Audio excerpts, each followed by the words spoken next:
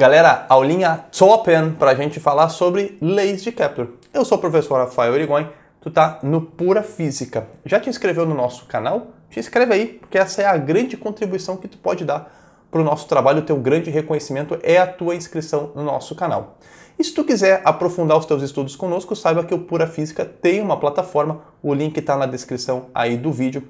Lá a gente tem uma série de conteúdos exclusivos para os nossos alunos assinantes, uma porrada de questões resolvidas em vídeo, um cronograma de estudo, apostila, lista de exercícios.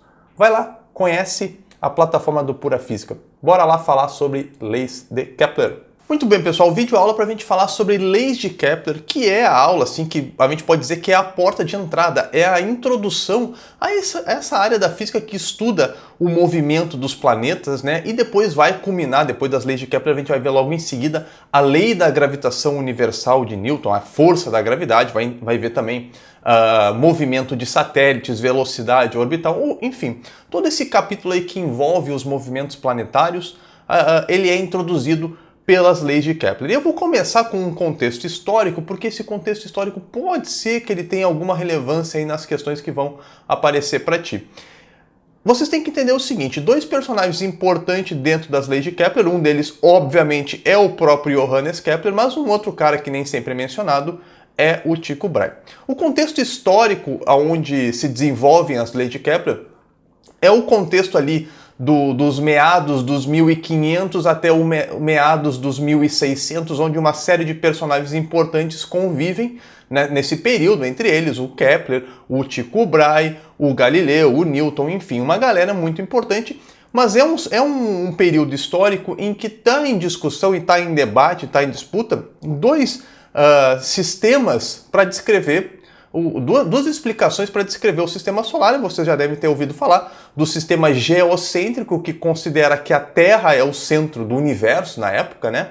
E o sistema heliocêntrico, que considera que o Sol era o centro do universo, do sistema solar, enfim. Dentro desse contexto histórico de disputa entre o heliocentrismo e o geocentrismo, as leis de Kepler são importantes porque elas vêm para consolidar o heliocentrismo, né? O sistema solar com o Sol no centro do que eles então consideravam o universo. E aí, como é que se desenvolve as leis de Kepler? O Johannes Kepler, ele era discípulo do Tycho Brahe. O Tycho Brahe era um astrônomo que possuía os dados astronômicos mais precisos da época. Ele tinha uma quantidade absurda de dados de posição de estrelas e planetas ao longo de vários anos, feitos com muita precisão. Então isso deu para o Kepler, já que o Kepler era discípulo do Tycho Brahe, o Kepler teve acesso a esses dados, e analisando esses dados de posição dos planetas, das estrelas, enfim, é que ele conseguiu, a partir dos dados, inferir, deduzir as três leis que hoje são conhecidas como leis de Kepler. Então, esse é o contexto histórico em que se desenvolve as leis de Kepler. Agora a gente vai partir para o estudo mesmo das três leis de Kepler. A primeira característica do movimento dos planetas ao redor do Sol que o Kepler deduziu a partir dos dados do Tycho Brahe foi justamente a primeira, que ficou conhecido como a primeira lei de Kepler, que é também chamada de lei das órbitas, tá? E ela diz o seguinte, ó, a órbita dos planetas em torno do Sol é elíptica, com o Sol ocupando um dos focos. Então, essa primeira lei aqui de Kepler é a chamada lei das órbitas, que fala justamente sobre o formato das órbitas dos planetas ao redor do Sol. Então eu tenho aqui uma elipse e alguns elementos dessa elipse eu quero destacar. A gente tem uma elipse é caracterizada por não ter a mesma distância sempre do seu centro até a sua extremidade, tá? Então essa distância aqui do centro da elipse até a extremidade mais distante, seja aqui para a direita ou para a esquerda no meu desenho, a gente vai chamar de A, que é o semi-eixo maior da elipse. Essa palavrinha vai aparecer em outras leis de Kepler. Na terceira lei isso vai aparecer. Semi-eixo maior, tá? E essa distância aqui, ó, do centro da elipse até o ponto mais próximo da elipse, a gente chama de B e a gente vai chamar de semi-eixo menor, ok? Semi-eixo menor. Uma elipse ela tem dois focos, assim como um círculo tem um centro, a elipse tem o centro e ela tem dois focos. Eu não vou ficar aqui, não é o nosso objetivo aqui dentro da física, isso é mais para dentro da matemática, ficar definindo o que é o foco de uma elipse. O que é importante saber para a física nas leis de Kepler? Que o Sol está em um dos focos, tá? Então eu posicionei aqui o Sol em um dos focos, aqui no outro foco não tem nenhum corpo celeste. Tá? E eu botei um planetinha girando ao redor aqui numa trajetória elíptica, ok? Bom, vocês podem ver que esse planeta não está sempre à mesma distância em relação ao Sol. A distância dele em relação ao Sol muda. E aí a gente marca dois pontos importantes dentro dessa trajetória elíptica, que é o ponto de maior proximidade em relação ao Sol, que a gente chama de periélio, o ponto mais próximo do planeta em relação ao Sol, e o afélio, que é esse outro pontinho aqui no meu desenho, que é o ponto de maior distância que o planeta tem em relação ao Sol ao longo de sua órbita, beleza? E vocês estão vendo no gifzinho animado aí na animação que está aparecendo aí no alto da tela, que o planeta está girando ao redor do Sol, tá? E no periélio é o ponto, observem que a velocidade ali no periélio é maior do que a velocidade no afélio.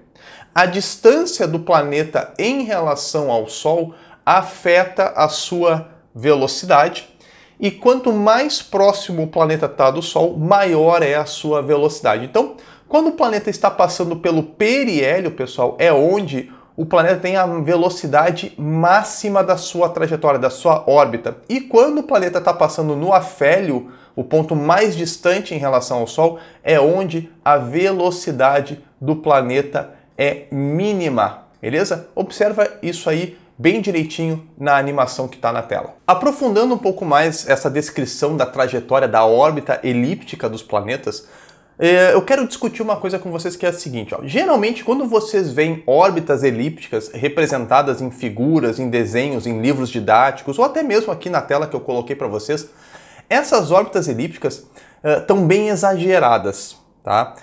Por quê? Porque os planetas têm órbitas elípticas, mas essas órbitas elípticas elas são quase circulares. Como assim quase circulares? Bom, olha só, pessoal.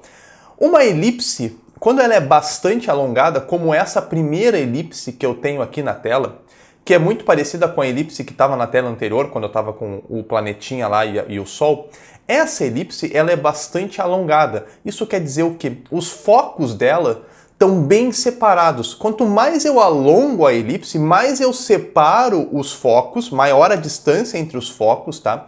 Isso quer dizer o quê? Se eu começar a alongar a elipse aqui, ó, eu estou aumentando, eu vou começar a aumentar o semi-eixo maior e vou começar a diminuir o semi-eixo menor, e com isso os focos vão se separando, vão ficando cada vez mais distantes, e a gente diz que a excentricidade da elipse vai aumentando cada vez mais. Em compensação, se eu aproximar os focos, agora como a elipse aqui de baixo, ó, eu aproximei os focos, eu diminuí o semi-eixo maior, aumentei o semi-eixo menor, então eles estão muito parecidos agora, ó, o semi-eixo menor está muito parecido com o semi-eixo maior, aqui não, né? O semi-eixo menor, ele é bem menor do que o semi-eixo maior, estão vendo? Aqui o B, aqui o A, aqui o B, aqui o A. Nesse caso, a gente aproxima os focos e os semi-eixos maior e menor ficam muito próximos, né? Quase do mesmo tamanho, e se diz nesse caso que a excentricidade da elipse diminuiu. Vocês podem ver que ela já assumiu um formato mais parecido com um círculo.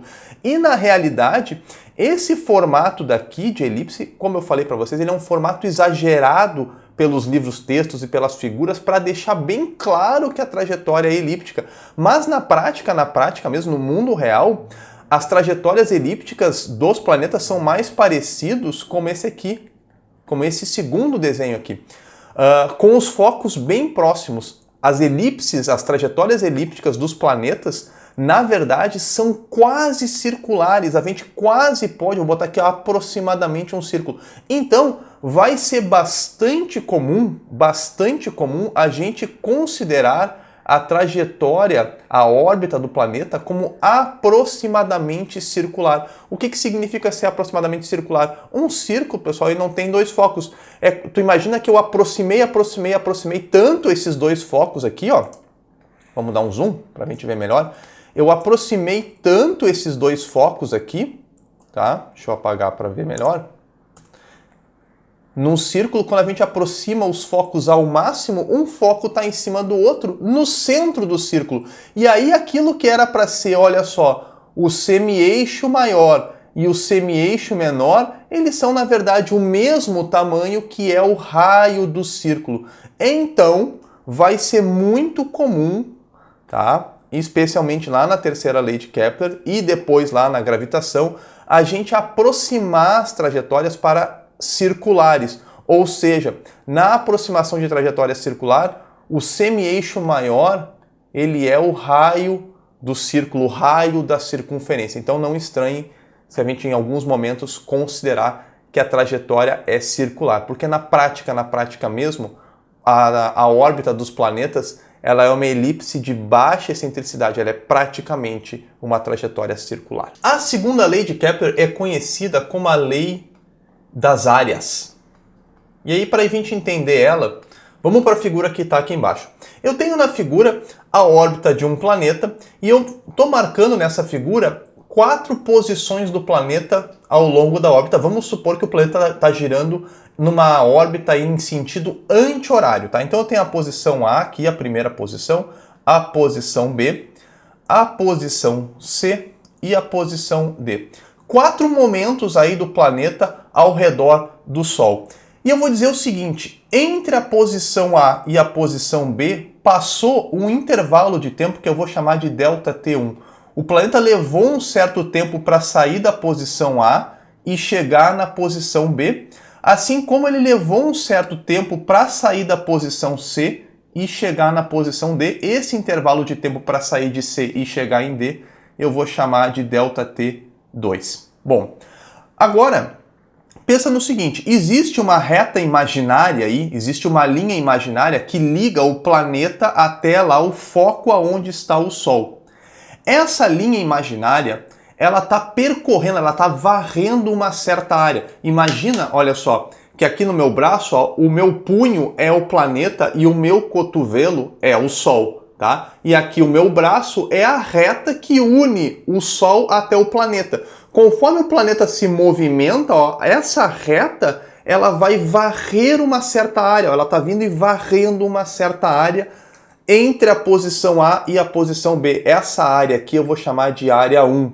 E a mesma coisa acontece aqui, ó, a reta que une o planeta até o Sol varre uma área entre a posição C e a posição D, eu vou chamar essa área aqui de área 2, tá bom? E aí o Kepler se deu conta do seguinte, se esses intervalos de tempo aqui, tá? Se ΔT1 for igual a ΔT2, então as áreas A1 e A2 serão iguais, beleza? O planeta, olha o que diz a segunda lei de Kepler, a reta que une o planeta ao Sol varre áreas iguais em tempos iguais. Na animação que vocês têm aí no alto da tela, cada vez que a área troca de cor é porque passou o mesmo tempo. Então, entre uma cor e outra, existe o mesmo tempo entre a posição dos planetas. Todas essas áreas são iguais entre si porque está passando o mesmo tempo. Pode não parecer, mas Rafael, como é que as áreas são iguais? Porque pensa o seguinte, ó, nessa posição aqui da área 1, lembra que a gente viu, o planeta tem maior velocidade. A reta é menor, mas o planeta está mais rápido. Então ele percorre uma distância maior aqui, ó. Embora a reta seja menor, ele percorre uma distância maior. Já na outra posição, lá no afélio, no ponto mais distante, ó, a reta é maior. Em compensação, o planeta percorre uma distância menor porque ele está mais lento. Então uma coisa compensa a outra. Ou ele anda uma distância maior, mas a reta é pequenininha, ou a reta é grande, mas ele anda uma distância menor porque está mais lento, porque está mais afastado do planeta. Quando eu for calcular essa área, como as duas dimensões, os dois tamanhos influenciam na área, as áreas acabam sendo iguais. Na verdade, se a gente agora pensar numa equação para relacionar o tempo e a área, a gente pode chegar nessa equação aqui, ó. A área 1 dividido pelo intervalo de tempo ΔT1 tem que ser igual à área 2 dividido pelo intervalo de tempo ΔT2. Essa equação ela mostra justamente essa relação que eu escrevi ali em cima. Se os tempos forem iguais, as áreas serão iguais. Mas ela também, a gente pode aprofundar um pouco essa relação e mostrar o seguinte, ó, que se o tempo for maior, por exemplo, vamos supor que um tempo ΔT2 seja o dobro do ΔT1. Eu marquei posições, mas os tempos são diferentes. Se o ΔT2 for o dobro do ΔT1, a área 2 vai ser o dobro da área 1. Se o ΔT2 for o triplo, a área 2 vai ser o triplo da área 1. E se os intervalos de tempo forem iguais, que é exatamente como o Kepler enunciou, se os intervalos de tempo forem iguais, a reta que une os planetas ao Sol vai varrer a mesma área. As áreas serão iguais. Essa é a segunda lei de Kepler, a lei das áreas. A terceira lei de Kepler é conhecida como a lei dos períodos. Aí o que é período? Período de revolução ou período de translação, tá? Que a gente vai chamar de T maiúsculo, é o tempo que o planeta leva para dar uma volta completa ao redor do Sol. O período de revolução da Terra, do nosso planeta, é de 1 ano ou 365 dias. Né? A gente já conhece o tempo que a Terra leva para dar uma volta ao redor do Sol. E essa terceira lei de Kepler, ela justamente relaciona esse período com a distância do planeta em relação ao Sol. O Kepler se deu conta, tá, que o quadrado do período de revolução do planeta é proporcional ao cubo do semi-eixo maior de sua órbita, aquela máxima distância que o planeta tem em relação ao Sol. Então, olha só, ele escreveu o seguinte, ó, se eu pegar o período de revolução, elevar ao quadrado e dividir pelo semi-eixo maior A elevado ao cubo para qualquer planeta do sistema solar, isso vai dar sempre o mesmo valor, vai dar sempre uma constante. Tá? Vai dar sempre uma constante. Pegar o tempo que o planeta leva para dar uma volta e pegar a distância, elevar ao quadrado e dividir pela distância elevada ao cubo, vai dar sempre o mesmo valor para qualquer planeta que tu faça.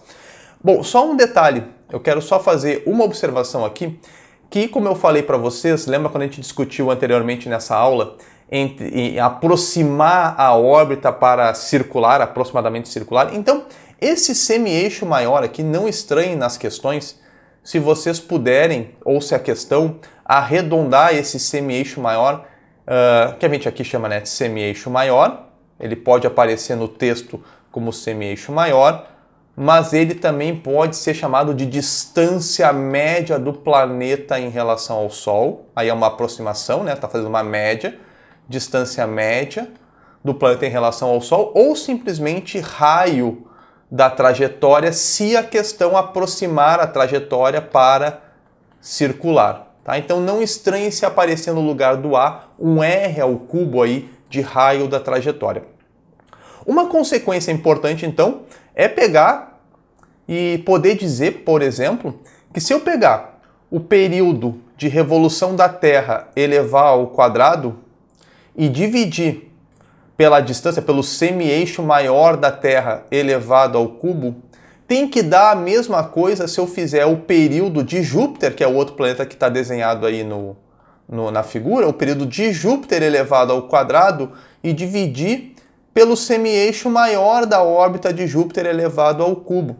E assim sucessivamente eu posso fazer para qualquer planeta do Sistema Solar, vai dar sempre o mesmo valor. Por exemplo, pode pegar aqui, ó, o período de Marte ao redor do Sol, de translação, dividido pelo semi-eixo maior da órbita de Marte elevada ao cubo, e assim para qualquer planeta. É justamente esse formato aqui da terceira lei de Kepler que a gente vai aplicar, inclusive, nas questões que tu vai ver depois nos exemplos. E olha só que interessante, essa terceira lei de Kepler tem uma consequência que está mostrando aí no gifzinho animado. Quanto mais distante está o planeta do Sol, mais lento, menor é a velocidade dele. Isso a gente já tinha visto na primeira lei de Kepler, quando eu falei inclusive do afélio e do periélio. Um mesmo planeta, quando muda a distância em relação ao Sol, ele muda de velocidade.